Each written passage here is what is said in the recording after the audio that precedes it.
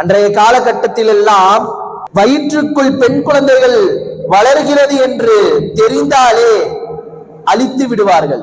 இல்லை, பெண் குழந்தை பிறந்து விட்டால் அவர்களை புதைத்து விடுவார்கள்.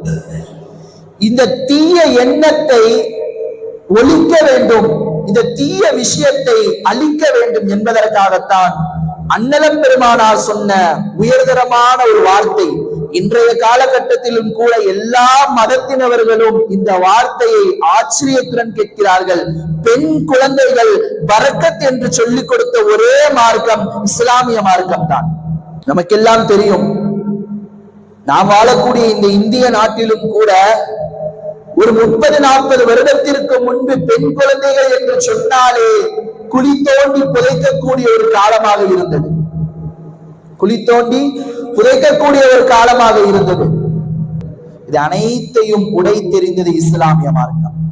பெண்கள் என்றாலே பரக்கத், பெண்கள் என்றாலே பரக்கத் என்று சொல்லிக் கொடுத்த மார்க்கம் இஸ்லாமிய மார்க்கம். அன்னலம் பெருமானார் ரசூலுல்லாஹி ஸல்லல்லாஹு அலைஹி வஸல்லம் அவர்கள் இந்த ஒற்றை வார்த்தையின் காரணமாகத்தான் இன்று உலகிலே பெண்கள் நிம்மதியாக வாழ்ந்து கொண்டிருக்கிறார்கள்.